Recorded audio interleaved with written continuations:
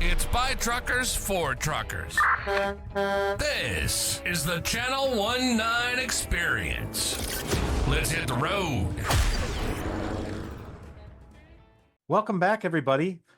This week, we've got a very special guest.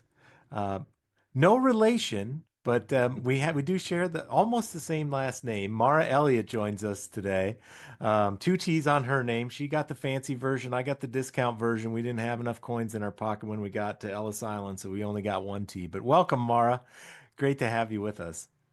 Thank you. I'm really glad to be here on Soft White Underbelly. Oh, no, wait a minute. Wait a minute. Wrong one. Just kidding. Just kidding. Cut that out. Just kidding. Well, so Mara, you and I kind of got connected on Facebook and Yeah. and just started chatting back and forth. Mhm. And one of the things that came up was the fact that you've been in this business a year or two, right? You've Yeah. got a few miles under your belt. So tell us how did you get started in trucking? Well, I didn't mean to. I didn't start out that way. I grew up with an older brother and sister that left the house. Basically, they're 13 and 15 years older than me. And I grew up with my mom and dad, who were a little bit older. My dad had retired from the Air Force in 58, and I was born in 62. So I got to enjoy retirement with them. So they took me on vacation everywhere, every summer, every winter, every spring break, we were going somewhere. So Mhm. we'd go in the camper and travel and so forth and so on. So I got to grow up doing that, which was really cool. And I got to fly with my dad because he was a private pilot. We lived at the end of the runway of Flay Bob Airport in Riverside, California. So I grew up, had a pretty good time. And as I got older and got into high school, I started to get a little rambunctious. And after high school, didn't make such great decisions. I had wanted to be an artist, and I've worked in advertising and silkscreen and design and all kinds of different stuff. But I got off track in my early 20s and stayed off track for about 10 years or so until um, my father passed away in 94. My mom had passed away in 86. And by the time my dad passed away in 94, I had really gotten off track and my life was very messy and I had to make a decision. So, um, officer of the law suggested that I check into counseling for my messiness, and so I said, "Okay, I'll do it." So at that point, I hadn't pursued my art career and kind of stalled that. So I needed another vocation. And during this counseling session, they offered a grant for learning how to do a new vocation. So Mhm. here I am, I think it's 1995, and I'm in the county office and I'm just kind of leafing through this folder and for these new careers or career training. And um, so it was like accountant, and I was like, ugh. Ugh. And then it was like accounts receivable, accounts payable. And no offense to anybody that loves this stuff. I just got to tell you that because you are rock stars. If during this interview I ever say I can't stand doing something, it's because all of you people that are doing it are just superstars. That's how I feel about it. So page after page in alphabetical order, it was like medical biller. I was like, oh my gosh, I can't do this stuff. And I was raised pretty much only child. And I liked, just kind of doing my own thing and stuff. So alphabetized, very last page, I flip it and it said truck driver. And I went, huh, truck driver? That sounds interesting. I get to be by myself. It also has accountability because you have to be accountable. Yeah, Uh, get from A to B. get from A to B, take certain tests when they want you to take certain tests Yeah. and stuff like that. So, and then I was like, and I like to move. I like to move. I like to be in motion. So, and then the other thing was that you could do it in 4 weeks. And I was like, no way. You could do this in 4 weeks? That's totally, I can't even believe you would have that level of responsibility in 4 weeks. So at the time I worked at, I got a part-time job. After my dad passed away, I got some money, I got a car, and I knew that I didn't have any more chances. So that's another reason why I wanted to get myself straightened out. So not that I ever asked my dad for any money or anything, I never did, but I did. That was just like a marker in my life, Right. a marker to get things settled, get them straightened out. So I worked at the warehouse, which is a record and tape store, and record that shows you how old I am. So every Tuesday when the new movies would come out on a videotape, there'd be line out into the parking lot, people standing in line to get the latest movie in 1995. Right. And Yeah. here I am, in my 30s. I was 32, I think, when I got my truck driver's license and stuff. And so I'm like the oldest person at the warehouse. It's so funny. And when they hired me, they asked me if I would have any problem taking instruction from people younger than me. I was like, good grief, I'm 32. I'm not dead, But I figured if they knew more than I did, then of course they're in charge. So, but anyhow, so I got myself going over to truck driver school, United States Truck Driving School, and that was kind of interesting because I was the only girl in the class, and I'll Sure. probably refer to myself as a girl throughout this interview, so just bear with it. So I was the only girl in the class. I had no idea what I was doing. I really never took a second look at a truck in my life. Nobody in my family did it. My dad loved to build things. He'd rebuild cars, stuff like that, very mechanical. But as far as that, mm-mm. So I got a grant too. So it was a grant, so I didn't have to pay it back. And that was important because once I did graduate, the CRSTs and the Knights and the Swifts and all those big companies are lurking about trying to get you to sign up so they can take care of your tuition and stuff like that. So I didn't have Yeah. to do that. So you're a So free agent. I was a free agent. I didn't know Nice. how important that would be. And so that was in Rialto. And so I got myself going over there, and it was kind of funny because this old guy, he was old then, he's probably dead now, was teaching the class, and he had been a truck driver forever, and he was all gritty, and he had that truck driver sense of humor. And so one of the first truck driverisms I ever remember hearing was, well, if y'all want to make some money, you better keep that left door closed.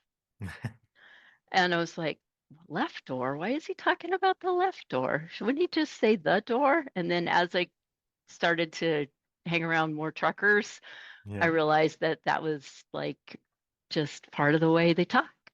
And Right. then I started to do it too, Tony. So United States Truck Driving School was cool because A, it was driving trucks, and B, it was totally different for me. So the classroom was packed.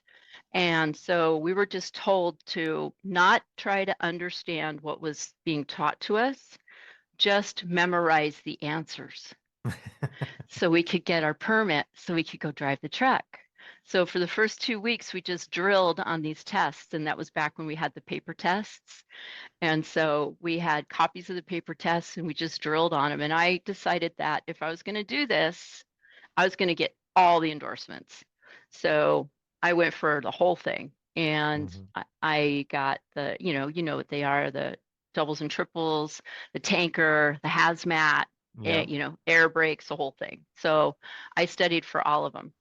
And I passed. So I got the permit and I got to drive the truck. And um, I remembered on the hazmat test, I just took mental pictures of the hazmat codes, and I would think about it would be 11.12, not the one that's 111.1. So I just had to train myself to take these mental pictures of everything. So I did that, and that was yay. So then we got to get in the trucks. So first day of truck driving, it's the instructor in the passenger seat, and then there's 5 of us stuffed in the truck. And Really? it, yeah, yeah, 5 of us stuffed in the truck. And so it's an 8-hour day. So you figure it took an hour to get started, an hour at the end of the day, basically. So all of us maybe had a little bit of 45 minutes to drive. Sure. And that was, we spent 1 week learning how to go forward and 1 week learning how to go backward. And all it was the test. Yeah. So, So you and just did the test circuit or something similar to the test circuit over and over again? yep, that was it. And I come to find out that our instructor had his CDL suspended, so that's why he was teaching. And why he couldn't take you out on the roads? Right. So he was always in the passenger seat. Then one day he just got kind of fed up at all of us like putting around trying to back it and stuff like that. And he told the kid to get out of the seat because get out of the seat. And he did like a total like alley dock from a standing stop from sitting still. He just did that whole, just backed it right in there with no, just almost just it was amazing. It was like, all right, so he does know what he's doing. So anyway, so double clutch city, man, just doing it. I think it was an 8-speed. I think it was a raggedy old. I have a picture of it. I'll send it to you Yeah. if you want to put it maybe on the. I don't know if you want to put it on the Facebook or whatever, but I could find it. My graduation picture it was a raggedy old International, I think it was, and they didn't teach you anything at all other than just to pass the test. So I'm all like freaked out about the backing, it's like I Hmm. can't really do it, can't really do it. I know it's all geometry and I'm all, it's just geometry, don't worry about it. But you didn't take geometry. So, oh my gosh, what are you going to do, Mara? What are you going to do? So um, it came to the road test part and we did that. I think I the failed it because I let it go to neutral. I wasn't in control. So I think I failed that first attempt, but got the second attempt, did the pre-trip. I was kind of worried about that because there's a lot of stuff on this truck that I didn't know what it was. So I had to try and memorize that. And and I did that. And then the backing, I did succeed. So I Great. did it. I did it. I did it. I did it in 4 weeks. And at the school, they had a bulletin board where they had job availability. And so I had heard about the whole Knight and Swift and CRST vibe, where if you signed up, you kind of signed your life away. Hmm. That's what I was hearing, signing your life away, and then you'd have to be with another person for like weeks at a time Yep. with no escape. And so I was not interested in that. So I answered a couple of ads for independent drivers and still had like no clue what I was doing. And so the first one that I answered, I went for a road test and he was super nice. And he took me out to like a vacant warehouse that had a bunch of docks on it. But I had programmed myself so much during school that when he said back it into 13, I did it just like I was doing it at the test. Even though I had all this real estate all over the place, I had acres to just do it. I just did it like I was programmed and I failed. I said, how about 13 and a half? Can I put it in 13 and a half? And he was looking at me like I was nuts. And I didn't, it's one of those kind of things you don't realize till a couple of years later. He was like, oh, that's why he was looking at me that way. Okay, I got it. So I didn't get that job. But then I answered another ad and it was for an independent driver. And so it was with a guy who had 2 trucks and he had a route with Pacific Bell. and had a contract with them to go from City of Commerce to Fresno and back 5 nights a week. And I was I liked that idea. I thought that was pretty cool. And plus it was $100 a night. That was a lot of money. It was a Yeah. lot of money in 95 for me anyway. So, Mm-hmm. and I didn't have to go with anybody or anything. So, I went and applied for the job and I wanted to dress for the job I wanted.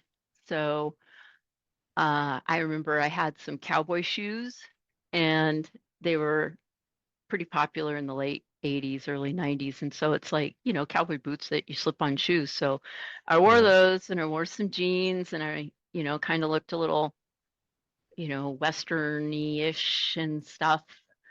And the guy that was advertising the job, he was kind of a cowboy. So I think that kind of helped me. And he was younger than me and he had this truck and he had a brand new Mac, a little red Mac with a single stack and a window in the back. There you go. So You're halfway to a trucking song already. I'm halfway trucking song. So he liked me, I liked him, and I got the job. So still didn't know anything. I didn't know anything, Tony, at all. And so he said, okay, I'll run with you one night up there and I'll show you what to do. And I have no idea what John thought that we got taught at school because we didn't know one single thing other than what I just told you. Yeah. So I'm double clutching the heck out of the track. And we're driving from Ontario to City of Commerce. And so we get the trailer, it's already preloaded. And for some reason, I'm pretty good with geography, but I got Bakersfield and Fresno mixed up. So I thought that this was going to be a super cake run because I thought Fresno was Bakersfield. And Yeah. then when we got over the hill and started passing Bakersfield, I'm going, wait a minute. Am I supposed to be getting off here soon? I say to myself. Then I see the sign that says Fresno 150 miles or something like that. Like, what? So we just go up there and go to this little warehouse, and it's the same kind of backing as at the DMV. So I did really good there. Perfect. And then we went back and did that round that night. And I got to listen to the CB and listen to people talk and everything. That was kind of interesting. And then I didn't really feel confident. So I said, John, can you go with me tomorrow night too? And he was like, oh, really? Okay. So we went the next night and we got up to Fresno and I go to get out of the truck and I forget I'm in a truck. And I got out and I fell flat on my face. I just dropped like a rock. And I can still remember looking up and him being outside the truck looking down at me like, what happened? And I'm like, I'm cool. I'm cool. I'm cool. Everything's fine. Everything's fine. I had the biggest bruise on my leg and everything. So so that was how I got started with that job. And that was kind of the beginning of how it all got started. So every night I'd come over the hill, down the grapevine, and I started a little bit talking on the CB. I'd be like, break 19 for radio check. And they'd be like, sounds good, driver. And the first time they called me driver, I was like, driver. I'm in the club. I'm in the club. I'm in the club. And then I blow it by saying, hey, we got over there in that tip trailer. And that was the leasing company all those years ago. Yeah. And then there's this long silence. And then I hear, which one? And I'm all, oh, that was stupid. Oh, shun. So it's all nighttime. It all happens at night. And like you mentioned the other day, the freaks come out at night. So it was all night driving, and all it was just hearing voices, in the night coming across the radio. And I remember this one guy, I always liked him. He would come down off the hill and he would have big radio and he would say, I got you down here. I got you. How's that? How's everybody doing down here? Hey, Snapper. Hey, Red Snapper. How you doing? There was another girl. She ran a milk truck, and they'd say, Hey, King Snake. Hey, King Snake. I got your ears on. big giant radio, and he would say, I'm on this Twinkie wagon, I'm driving this Twinkie wagon, everybody come on out. How's everybody doing tonight? And all this kind of stuff. So I thought he drove for Willig because Willig was a company that ran up and down the Central Valley, and they had 2 yellow trailers. So when he called it a Twinkie wagon, I thought Yeah. the trailers represented Twinkies, but no, he drove for Hostess. And so So that's it wasn't a metaphor. He no, actually had Twinkies. he did, and that was when they had the Twinkie lights. So he would call out and say, "Hey, oh, and I forgot to tell you how I got my handle. Oh my gosh, that was so fun. Can I tell you? Do you Yeah. mind?" Yeah, Okay. tell me. So when I was going to these classes that I had to go to, I had a counselor, and she and I ended up being good friends, and ended up being friends after I left there. And like I said, I got off track. I wasn't, like in a horrible state of being. I was just I just got down the wrong road. So she says, "You don't even seem like you should be here." And I said, "Well, I appreciate that." But she and I got to be close friends, and I was telling her that I was going to truck driving school and stuff like that, and she was pretty interested in it. And she said, "So what's your handle?" And I said, "I don't know." I said, I don't know if it's like a nickname. People are supposed to give it to you, or if you make it up yourself. I don't know. So I told her what kind of truck I drove and driving the Mac. And she said, "Well, how about Mad Maxine?" And I said, "That sounds kind of cool." So Crap Shooter would come down the hill and he'd be like, "How about that Maxine? How about that Maxine? I got some Twinkie lights. You want some Twinkie lights tonight?"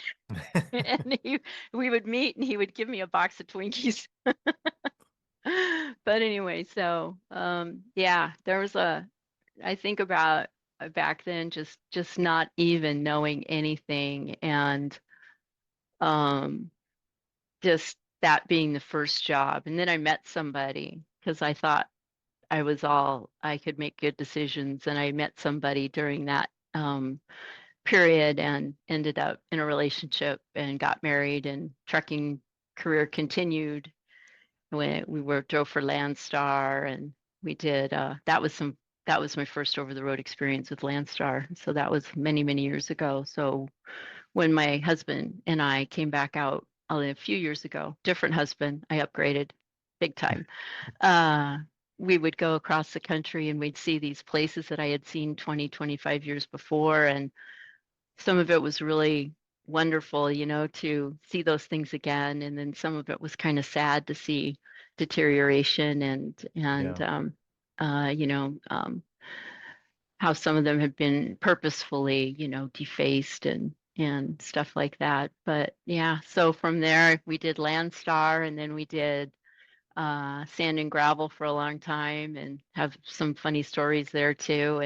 And then I did a roll off. I used to do double roll offs. I could put to 240-yard boxes on one trailer. I don't even know what kind of trailer that was called, but I did that. And I drove truck and transfer out of the quarries. That was really fun because I had a truck that had deep reduction on it. So I would drop the box and they'd send me up the hill on these dirt roads because my truck could go there, and I'd scout out what was up there and see if we could get up there and do our jobs. And then I also did oversized load. I did like, 120-foot long pilings from Paris, California down to the port. And I had pilot cars in the front and in the back. And those things weighed probably, I don't know, 80,000 pounds just themselves. And here's little old me ratcheting them down like that's going to help if something happens. Yeah. 9 times out of 10, I get there and they'd all be loose. It's by the grace of God, they're all just sitting on there still. And the pilot cars they weren't, they were kind of half there. I think all the people at this job were kind of doing some extracurricular activities while working. Not me though. I was like, ah. But yeah, we do 2 of those a day. Oh, and they had the extended chassis, the Yeah. chassis that would pull apart. I don't know. You probably know what that's called. And No, I've seen them, but I know what you're talking about. But yeah, yeah, it would have that, and then the piling would lay on top of it, and then the pole would stick way out behind the cab. And I was driving a cab over at the time, and so you'd have to watch your turns because you could impale something very sure, easily, and then you had to watch your tail because you could just, do a lot of yeah. damage back there. But yeah, I got funny stories for everything, and some of them are about me. And then now, right now, Tony and I, my husband's name is Tony as well. We're doing air freight. So we really like that. We're with a really nice company right now. We're not super truckers like you guys, you and your brother, little brother trucker in the industry for so long, and putting engines in and taking engines out. Most of the time I've just been a hired to drive and use my talents that I've um, kind of honed over the years and common sense that I typically like to use. So we drive for a contractor right now who's on with the air freight company. We really enjoy it. So Yeah, running all over the country. running all over the country, yeah, yeah. And then we did a little Amazon a few years ago with a contractor, and that's got its own stories too. So Yeah, yeah, it seems like that should be, the plain vanilla job of the industry. it's not. It should No? be, but it's not. No, Well, no. what makes it spicy? What, Amazon? Yeah. The curry. No. Um, well, Amazon is it's its own beast in a way because it's not a trucking company. They specialize in just getting, packages from one place to another. Just with the trucks, it's just a bigger van. And so every from a driver's point of view, they're not a trucking company. They don't care about us. You can only spend 15 minutes on the property after you get the trailer. You're only Mm. allowed 2 hours on the property prior to your arrival. Um, you get the good thing about it is you get a block. The contractor, because we drove for a contractor, um, they bid on blocks, and from what I understand, it's a blind bid. They don't know where the blocks are, and a block would be the starting point, and then the drops goes back to the starting point. So it makes it like a circle, but they call it a block. And so they don't know what the pricing is, who's bidding what, so forth and so on. So that's part of the reason why people are saying that the pricing has gotten so low. And we couldn't stay with that contractor because he couldn't afford to run his own truck, let alone pay us to run a truck for them. So that's how we ended up looking for other work and ended up over here at Air Freight, which is a blessing. But Amazon's like all into outsourcing. So if you need help during the day, you can call and get somebody stateside. But if you need help at night, you're going to be talking to somebody from India. Hmm. And they're going to be telling you how to do your job here in the US. That they've never seen. And that they've never seen.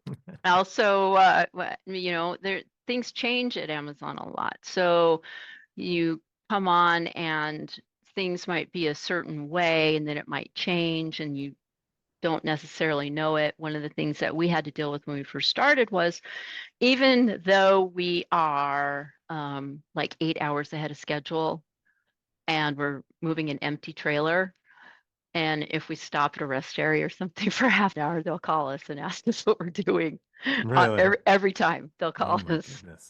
every time. And we use an app, and the app has navigation on it. So that was kind of nice, but sometimes it wasn't accurate. And one of us got a ticket for being on a restricted area after leaving a hub. And the Amazon hubs just seem to be rising out of the earth everywhere Right. with Yeah.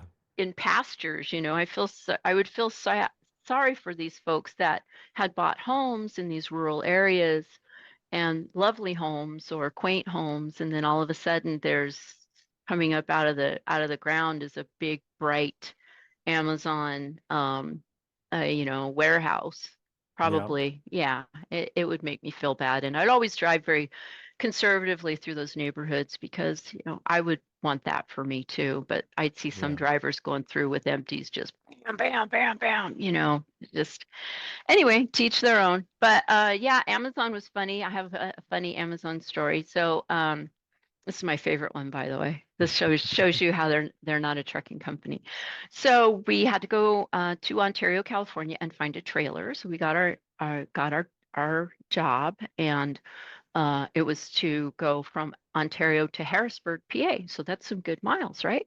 Yeah. So yeah, so we go to Ontario, and then they say it's in a satellite yard, and so that's with EFI or some other company that they do overflow with. So we try to talk to the person at the gate who's probably from a temp agency and tell them that we're trying to find this trailer, which we don't have a trailer number two. They don't give the trailer numbers out.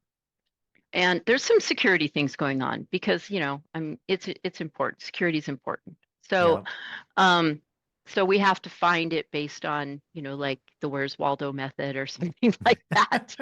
So we're driving through this satellite yard, and then they say, oh no, it's over in this other satellite yard, and it's at night. So an hour and a half, we're looking for this trailer. We cannot find it. So we call India because it's nighttime, and we tell them we can't find this trailer. And so since the block has been already been contracted, their end is they have to fulfill it no matter what. So we're going to be doing that. So India said, okay, go ahead and get an empty and take it to Harrisburg, PA. So I'm like, okay. So that's better on fuel for our contractor, stuff like that. Right. So I'm like, yeah, that's fine. We could fly up the hills and do all kinds of stuff. We don't have a governed truck. We could do whatever we want. We just like tippity doo dah. Oh, and by the way, this is all for entertainment purposes and whatever else you say, right, Tony? Yes.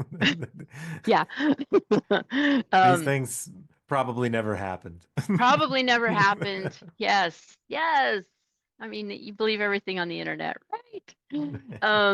So we get to Harrisburg, right? And we hadn't gotten any other information about what we're supposed to do next because it was kind of weird. It was kind of a weird run. So we didn't have another destination. So because of that whole, debacle back there. So I call in and I said, hey, we're here and we got the empty. And so what do you want us to do? And so there was like a long pause, maybe a callback or something like that. So they said, okay, um, I can't remember if it was the domestic dispatch or India, but they told us, go ahead and grab an empty and go back to Ontario. And so I said, okay, all paid miles. And so I go to the guard shack and I said, hey, I'm supposed to pick up an empty. And she said, what? The only one we have is the one you brought. So I said, okay. So I went and hooked back up to it and drove back to Ontario. Good Lord. I can only imagine how many hundreds of times that goes on in a week. Right. Yeah, perhaps, so that's to me that there was other little things and stuff like that, like sometimes, it happens, trailers won't be ready, so then you have to fulfill. So go ahead and grab an empty and go, over here and over there and stuff like that. But yeah, it was different. It was a little different, but we did 5,000, 6,000 miles in 5 days and had a couple days off, and that was a really great rotation. And so that part was really, really good. We always got paid, and we had good equipment. So it's just all those little, idiosyncrasies, like what, a 5,000 mile empty trailer move. So Well, I mean, the law averages, right? When you do that many movements, it's kind of like, when people snap a picture of a Swift truck in the ditch or whatever, right? It's like, well, they yeah, got, between them and Knight, they got 40,000 of them. Like things are going to happen, right? At a scale right. that's kind of unimaginable when you're thinking about a 50 truck or even a 500 truck company. Like it's just 100 times larger. Like the Yeah. numbers catch up with you. Like, and even like, so for a while, and this is where I met my wife, we were both dispatchers at Transport America, um, blue trucks back in the day. Um, and they, I mean, 2000 trucks, right? Like the volume of moronic things that went on a daily basis Right. would just stagger your mind. You're like, how can this just be like we just had this happen a day ago? Like how like what are Right. the odds we're dealing with it again? It's like, well, we got 2,000 people running around. Like stuff's bound to happen. Like, some of them are going to be crazy. Some of them are going to make bad choices, you Yeah. know. Yeah, and then you got guys on YouTube making compilation, you know, videos of, just like incident after incident after incident. And I can't watch too many of those because I think it's a detriment to our industry in a sense, It just Yeah. kind of just lumps everything together. I'd rather get out and help somebody back in than watch somebody do a bad job. So Yeah. that's how Yeah. I And I feel mean, about it. the part that gets left out is they also have, Swift, JB Hunt, Warner, Hmm. Crete. Like they have thousands, tens of thousands of Yep. amazing drivers, right? World Yeah. class drivers. You go and look at, and part of it's, you know, skewed a little bit, but like they just had the Arizona Truck Driving Championships here. I was looking Hmm. at the results from I think up in Wyoming or Idaho Truck Driving Championship. I mean, a lot of times the guys who win these and gals who Hmm. win these contests, they come out of the big fleets, right? Yeah. And I mean, they're amazing. You look at like some of the posts of 3 million, 4 million, 5 million accident-free miles that come out of some of these big Yeah. fleets, and you're just like, how is that even possible? Like, it just doesn't make sense that, and hats off to them for doing it. Yeah, for sure. For sure. Those truck rodeos are pretty impressive. Yeah, Yeah. I couldn't No. do most like 90% of the stuff that they do. Like it hurts my brain just Yeah. watching it. Like I was at truck rodeo in Pomona years and years ago, and they had the car hauler competition. Some guy cut a corner and jumped down, and he turned his ankle, Mm. and he limped the rest of the way through it. And I'm like, oh no, that's a big giant safety thing right there, buddy, and you didn't win. Ah! But yeah, for sure. These guys that can back these doubles and triples up. Yeah. Yeah, no. I drove doubles for a long time. I drove bottom dump. And then when I was driving the transfer, truck and transfer, it's a dump truck on the front, and then we have a drawbar with a box in the back that transfers into the dump truck part. It has a turntable on it. So it pivots at the pintle hook and then also on the turntable on the front axles for the trailer. So it has two pivot points right there. And some of these guys could back those things up and just are Wait, you I'm gonna imag have to Google are this. you I'm like, what imagining what it? is this thing? Like I've never heard of this thing. So it's a dump truck in front. It's Yeah. like And you got like a one pup in the back? and a pup on a drawbar. Yeah. So there's on the back of the dump truck, there's a pintle hook, you pop the Yeah. drawbars shaped like a Yeah. triangle. You pop Yeah. that on, but then there's what did I just call it? The front axle on the box turns. Yeah. Yeah. Oh, So okay. that turns. Yeah.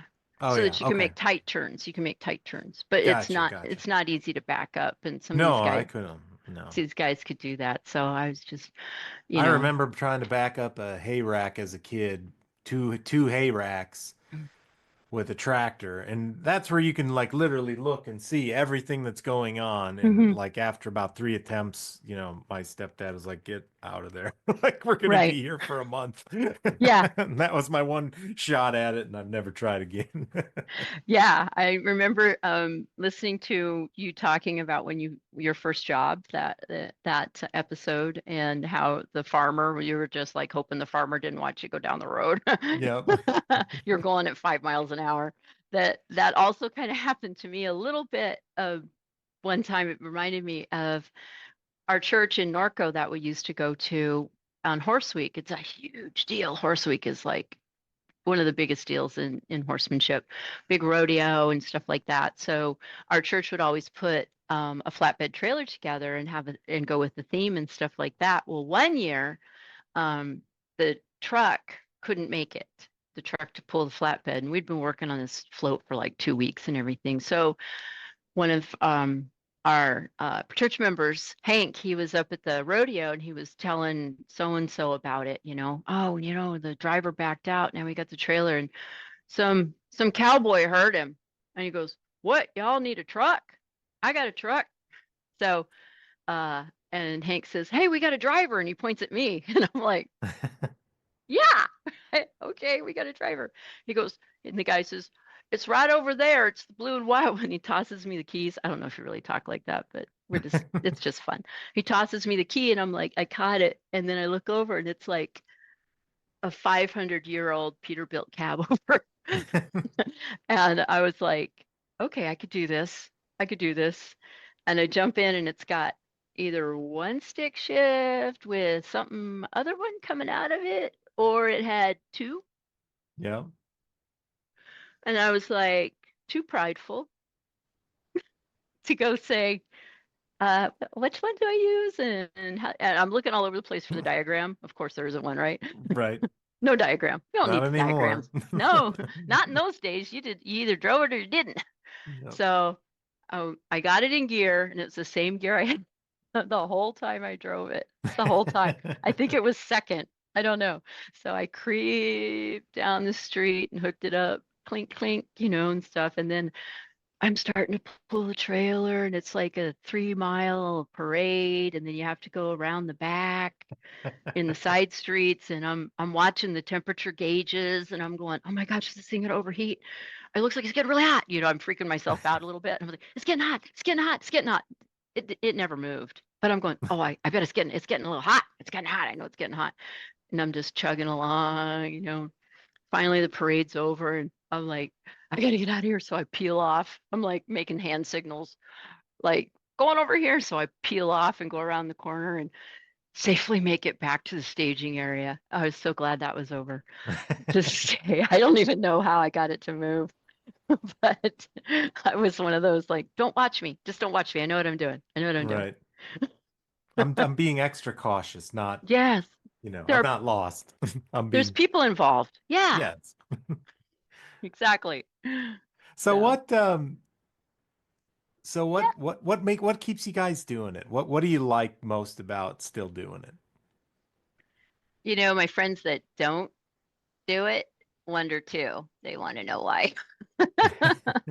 Well, it was along this with my husband. It was his his kind of his dream for a number of years. We've been married 16 years now, that we would do this together. So I already had my license and he got his in 2006, and he got his cut his teeth with a friend of his on FedEx. So he was doing FedEx over the road with he got hired on by a contractor who's still our friend to this day. He's just such an awesome guy, Sasha. And so he went over the road with Sasha and some of Sasha's contractors and stuff. But our marriage just really hadn't gotten to a place where of peacefulness where the idea of spending 24/7 time together like this, it took a few years for it to get there. And so when that happened, Tony called Sasha and said, "Sasha, Mara says she wants to drive with me. I'm so excited." And he said, "Great, I just bought a truck. Why don't you go drive with me in Amazon?" So that's how we got started doing that. But I took 8 years off when I turned 50. So there was something in me that I was just kind of like, I don't know, being a 50-year-old truck driver lady didn't sound too great at the time. And I wanted to spend some time working my other business. And also, I started an art business too, art, teaching art to groups. So some people call it painting parties, but I call it Yeah, art fun. lessons. Yeah. I've done So a I, couple of those, yeah. oh, have you? What did Yeah. you do? I did an owl. It's no longer here, but I was kind of proud of it. Um, yeah, I did an owl. Yeah, what kind of what did the sipping, Yeah. sipping, yeah, one of those type deals. I went with my team. One of my team members, when I had my consulting team, he decided we'd do that as like a team building activity. So we all went and drank wine and painted together. Okay. Five. They were all, I was the Yeah. young one of the bunch. They were all older than me. So probably like a 60-year-old, a 55-year-old, a 50-year-old. And then I was probably 35 at the time. And we're all in this art thing, drinking wine and cracking jokes. And they're trucking guys through and through. Okay. So, and a All couple right. ex-army guys. So, I mean, we were the goofballs of the bunch, All right. Sounds like but we had a probably. good time. Yeah, it's fun. I taught it. I just came back from a cruise to the Caribbean, and the other company that I'm with, we have a convention every year on a cruise ship, and so I got to teach painting party there. So that was fun. So I got Cool. to Yeah. teach like 20 people. So yeah, so I wanted to develop that a little bit more. So I am a CDL holder for 30 years, but I did take a few years off. But then my husband and I decided to go trucking. So we went trucking and we both have pretty strong personalities, so it was kind of fun at first. But yeah, he loves it. He's so mechanically inclined, and so he's just super amazing. So this time with him has been very, very special. So, and we've been out here doing this together for about, I think we're going to be going on our 5th year. So we take our little dog with us, and we had another dog. Unfortunately, she went missing while we were at Mm. our orientation for the job we currently have, and she's been missing ever since, and it's broken our hearts. But a friend of ours gifted us another companion, so we have little Texie with us, and she's good to have in the truck. So that's pretty much why I keep doing it. Actually, I'm good at it. So if you're good at something, and most of the jobs that I have gotten, most of the positions have been word of mouth. After taking the 8 years off, even that job, getting with Sasha and doing the Amazon, that was word of mouth too, because Tony and I were looking for other companies to be with before we even had that conversation. And because I had been out of the truck for that long, nobody wanted to hire me. Yeah, it's weird business that way. And they were saying that my husband could be my instructor and all this other stuff. And, but it was just by the grace of God that Sasha said, "Oh, yeah, I just bought a truck. Let's go." So, Yeah, I mean, all the drastic changes in the industry that have gone on right over those 8 years that yes. we're worried you haven't kept up with. Yeah, like where did these automatic transmissions come from? I was like, what? There's a what? And I mean, the first one of the first jobs I had, it was doing and I drove an end dump, which I inadvertently laid over. That's another story. But That'll when I happen. got it will inevitably, and it happened in the first 3 weeks of that job. So we got that out of the way right away. And then when I decided I didn't want to be an end dump driver anymore, and the lady that owned the company, she was on the phone with me. She's like, "How's the tractor?" I said, "Tractor's great." She said, "Oh, good." I said, "I'm not really cut out for this." And she said, "Don't leave. Don't leave." She thought I was leaving the industry. She's like, "Don't leave. We got to show those guys. We got to show them." I really gave her a lot of credit for doing that. That was really nice. Yeah. But it wasn't the industry I was not in love with. It was that aspect of it. I was like, "Nah, it's okay. I'll find something a little closer to the ground." But Yeah. anyway, now I rabbit trailed and I forgot what I was going to say. So it happens.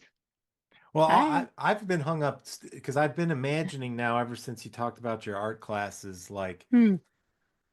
10 truck drivers with easels in the Love's parking lot looking at a sunset overlooking, some Freightliners and Peterbilts. Like I'm waiting for the advertisement to come popping out, and we will be at the Shawnee, Oklahoma Loves and I know, I know. No, wait. I'll just set up in one of those like caution taped off fuel islands. I'll just set up there, you yeah, know, and just we'll pull just right through the pump, get your just fuel, pull right pull through the pump. ahead, Yeah, put pop the the cone buttons out. and throw out Yeah, the easels and just yeah. get started right That's there. right. That's right. That's right. I take Venmo, I take Zelle, I take cash, Loves I take points, yeah, Petro Calm points. Data. Yeah. Just give it to me, That's right. Yeah, I could do that. Now you're starting to spark something. What would we paint? Hmm. Well, Yeah. I mean, if you pick one truck brand, you're just going to start a fight and you're going to lose part of your market because, the Kenworth guys aren't going to paint internationals and Nobody's painting a Volvo. yeah, no, I don't think so. Nobody's taking that one home and slapping it on the wall. I want to know we're going to get those European ones over here. I want to drive one of those big old Scanias or whatever. Scanias, yeah. Yeah. There was some at the truck show. Somebody's using them over here. I've seen photos that are in America there. But yeah, that's one of the things I'm doing when I get over to England. There's a big truck show. So the day before my procedure, there's a big the UK's biggest truck shows going on in Birmingham. So that's what That's cool. I know. I'm excited. And I've already got some conversations lined up with some truck drivers, one retired truck driver that I'm meeting up with. So I'm gonna get all I've already been like looking at the job postings to find all the funny words that I don't know what they mean by Oh, be you know, careful. like in the job descriptions, it'll say things like, we're looking for a class one tramper. And I'm like, a what? Um, Yeah. Or a so there, lorry for the lorry. yeah, there's all kinds of words and stuff that I don't know what they're talking about. So it'll be fun. I'm excited. Yeah, that's neat. I can't wait to see pics of that and hear all about it. I'm jealous. Yeah. So jelly. So jelly. Well, awesome, Mara. It's been so wonderful to talk to you and I'm sure Cool. we'll catch up again and get some more stories, but I will let you guys go to bed and we'll talk to you soon. Well, it's been my pleasure, and I'm super excited for your platform. Super excited for this whole thing you got going on here. I mean, I've the episodes that I've been listening to, I've just really enjoyed, and I actually was behind an articulated dump truck the other day and took a picture of it, so I'll send it to you. So, That'll but make anyway, Gary happy down there in Florida. it'll make Gary happy. But yeah, this has just been so neat. It's like things are coming alive, and for me, being out here for 30 years and coming into it from absolutely nothing. I mean, the first guy I worked for, he's like, we had to take the truck over to New Holland because there's a crack in the frame. Have you been running with the bags down? And I'm all like, bags?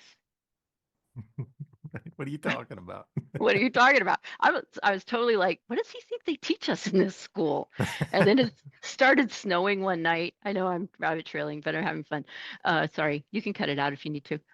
Um, uh, Coming over the grapevine, California gets all crazy when it snows in the grapevine. It's like a half an inch of snow, and it's like they shut it all down and everything. So there's snow, and Red Snapper, the milk truck driver, she's going, put in your put in your inner axle differential, flip your switches, all this other stuff. Because I had a three axle day cab.